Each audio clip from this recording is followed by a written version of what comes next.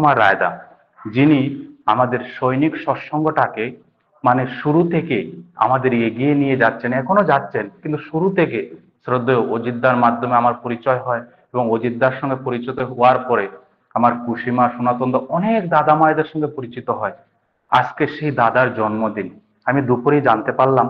আমি শ্রদ্ধেয় দাদারও সর্বাঙ্গীন মঙ্গল প্রার্থনা করি। আমি প্রথমেই আমার শ্রদ্ধেয় অজিত কুমার রায় দাদাকে কিছু আহ্বান করবো, দাদা আপনি কিছু বলার জন্য। শ্রদ্ধেয় অজিত দা, জয় গুরু। দাদা জয় গুরু, জয় গুরু। প্রথমেই পরম দয়াল পরম প্রেমময় শ্রী শ্রী ঠাকুর অনুকূল চন্দ্রের শ্রীচরণে জানাই প্রণাম। পরমানন্দা জগৎ জননী শ্রী বর্মা, পরম পূজ্যপাদ শ্রী বর্দা, পরম পূজ্যপাদ শ্রী আচার্য দেবের শ্রীচরণে জানাই প্রণাম। ইষ্ট পরিবারের প্রতি প্রত্যেককে জানাই প্রণাম। আজকের এই মহতি মাতৃ সম্মেলনে উপস্থিত পরম দয়ালের পবিত্র পাঞ্জাধারী ঋত্বিক দেবতা, অধৈর্য যাজক কর্মী প্রতি প্রত্যেককে জানাই প্রণাম, শ্রদ্ধা, তৎসহর আনন্দিত জয়গুরু। এবং আজকের এই মহতি মাতৃ সম্মেলনে উপস্থিত সকল ভক্তিমতী মা ইষ্ট প্রাণ দাদা, ছোট ছোট বাবু সোনা মামনিদের জানাই যথাযোগ্য স্থানে প্রণাম, শ্রদ্ধা, ভালোবাসা, তৎসহর আনন্দিত জয়গুরু। আজ 30শে জানুয়ারি বৃহস্পতিবার, সৎসঙ্গ কেন্দ্র তেলিয়ামুড়া কর্তৃক পরিচালিত যৌথ উদ্যোগের সাপ্তাহিক সান্ধ্যকালীন মাতৃ সম্মেলন সম্পূর্ণ হলো। শুরু থেকে যুক্ত থেকে মাতৃ সম্মেলনের মাধুর্য আস্বাদন করলাম। সবকিছু নিয়ে খুব সুন্দর, শ্রদ্ধেয় অজয় পাল দাদা খুব সুন্দর করে বললেন। আর আজকের এই মাতৃ সম্মেলনের সভানেত্রী ছিলেন শ্রদ্ধেয়া শ্রীমতী বীণা দেবনাথ মা, ধলেশ্বর ত্রিপুরা থেকে। আর সঞ্চালনায় ছিলেন আমার পরম শ্রদ্ধেয়া শিক্ষিকা শঙ্করী চন্দ্রমা, কোচবিহার থেকে। সবকিছু নিয়ে খুব সুন্দর। আর ইষ্ট প্রসঙ্গে করলেন আমার পরম শ্রদ্ধা দীপ্তি দাসমা। সত্যি তার এই ইষ্ট প্রসঙ্গের মধ্যে জানতে পারলাম তাকে ভালোবাসলে আমরা যে তার কাছ থেকে কত দয়া পাই। সত্যি আপনি এত সুন্দর করে এবং আপনার জীবনের যে তাকে ধরে যে আপনি তার দয়া পেলেন, এত সুন্দর করে বাস্তব ঘটনা তুলে ধরলেন। সত্যি শুনে আমরা সমৃদ্ধি হলাম, সত্যি জাতিত হলাম যে তাকে ভালোবাসতে হবে। আর আজকে আমার জন্মদিন, সে জন্মদিনের জন্য আপনারা আমার জন্য পরম পিতার শ্রীচরণে আশীর্বাদ প্রার্থনা করেছেন। এটা কি করে সম্ভব? এত ভক্ত, এত মানুষ, কি করে এত আমার জন্য আপনারা পরম পিতার কাছে প্রার্থনা করলেন? একমাত্র তাকে ভালোবাসলেই সম্ভব হয়। তাকে ভালোবাসলে কি হয় আমরা জানতে পারলাম। তাকে ভালোবাসলে আমাদের মধ্যে ভালোবাসার সঞ্চার জাগে, যাতে করে আমরা অপরকে ভালোবাসতে পারি। তাই ঠাকুর বলেছেন, ঈশ্বর তোকে বাসন ভালো, স্বার্থ তাতে কি, তুই না তাকে বাসলে ভালো, সবই ছাই ঘি। আমরা জানি ঘি যতই মূল্যবান হোক না কেন, যদি আমরা ছাইয়ে ঢালি তাহলে কি লাভ?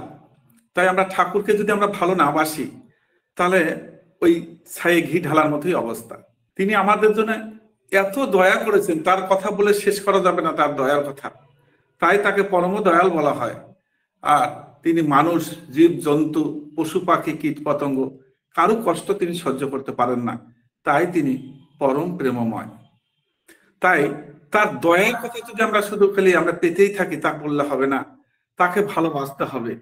তাকে ভালোবাসলেই আমরা অপরকে ভালোবাসতে পারি। তাই ঠাকুর বলেছেন, ঈশ্বরকে ভালোবেসে যার যেমনই তৃপ্ত পান, সেই তো পারে ভর দুনিয়ায় করতে তেমনি শান্তি দান। তাই এই যে আমাদের জন্য এত মঙ্গল কামনা আপনি করছেন, আপনারা করছেন, সবার জন্য মঙ্গল কামনা করছেন, কি করে সম্ভব? তাকে ভালোবাসার কারণেই আপনাদের সকলের মধ্যে ভালোবাসার সঞ্চার দেখেছে, তাই সম্ভব হয়েছে। তাই আমরা তার দয়া পেতে হলে আমরা তাকে ভালোবাসতে হবে। তিনি বলেছেন, যার যেমন ভাব তার তেমন লাভ। আবার ভাবের সঙ্গে না করলে ভাব অভাব যাবে কিসে? সব চাওয়াটাই ভাব হারাতো, তাই তো হারা দিশে। আমরা যখনই হারা দিশে হারা তখনই হই যদি তার কাছে আমরা তাকে বাঁচতে না পারি, তার যত আমরা তাকে ভালোবাসবো তত তার আমরা কাছে যেতে পারবো, তার আপন হতে পারবো। তাই আমরা তাকে ভালোবাসবো। আমরা পরিবারে স্বামী স্ত্রী ছেলে মেয়ে বাবা মা যতই থাক সবাইকেই ভালোবাসবো, তবে ইষ্টের চেয়ে বেশি নয়।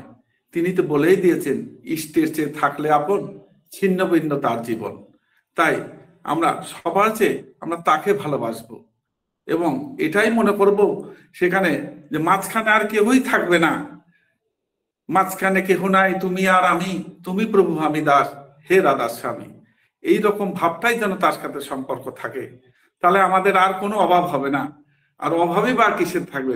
তাকে যদি আমরা পাই, সবকিছুই তো আমরা পেয়ে যাচ্ছি। তাই সত্যি আমি ধন্য যে এই যুগে জন্মগ্রহণ করেছি, আরো ধন্য সদ্গুরু সৎনামে দীক্ষিত হতে পেরেছি, আরো ধন্য আমি আপনাদের মতো এত গুণীজ্ঞানী ব্যক্তিত্বদের সাথে আমি সঙ্গ করতে পারছি। কি বলবো, আমি এত সুখী এবং আমি এত ভাগ্যবান যে আমি এই পরম পিতার সৎনামে দীক্ষিত হতে পেরে সত্যি যতদিন বেঁচে থাকবো তাকে নিয়ে আপনাদের সাথে তত সঙ্গ করে যেতে পারি, এটা আশা রাখছি।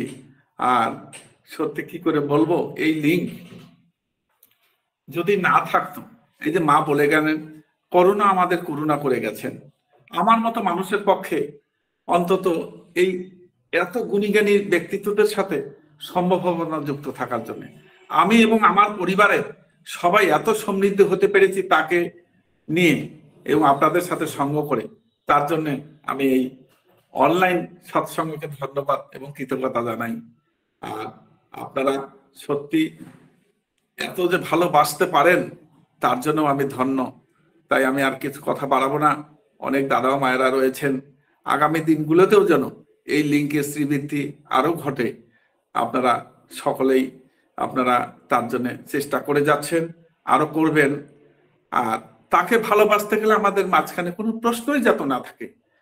হ্যাঁ, তাই ঠাকুর তার বাণীতে বলেছেন, প্রশ্ন আমার অস্ত যাহক রহুক যুক্তি সরে, তোমার ব্রত করব পালন মরণ স্তব্ধ করে। আমরা জানি মরণকে স্তব্ধ করা যায় না, থামানো যায় না, কিন্তু মনোভাব যেন আমাদের এমন হয় সেই মরণকেও স্তব্ধ করে তার ব্রত পালন করব। তাই তিনি বলেছেন, বিধি নিয়ম পালাবে যতটা বা যতটুকু, কেটে ছেটে সব মিলে ফল পাবে ততটুকু। তাই আমরা তার দেওয়া আদেশ নির্দেশ আমরা পালন করে সকলে মঙ্গলের অধিকারী হয়ে চলবো, এই আশা রেখে আমরা উপস্থিত সকলের মঙ্গলময় জীবন, ইষ্টময় জীবন প্রার্থনা করি পরম দয়ালে রাঙা তুলসী চরণে। সবাই খুব ভালো থাকবেন, ইষ্টময় হয়ে থাকবেন, এই বলে আমি আমার সংক্ষিপ্ত কথা শেষ করছি। বন্দে পুরুষোত্তমম। জয় গুরু। জয় গুরু, জয় গুরু। শ্রদ্ধেয় অজিত দা, খুব সুন্দর। আমরা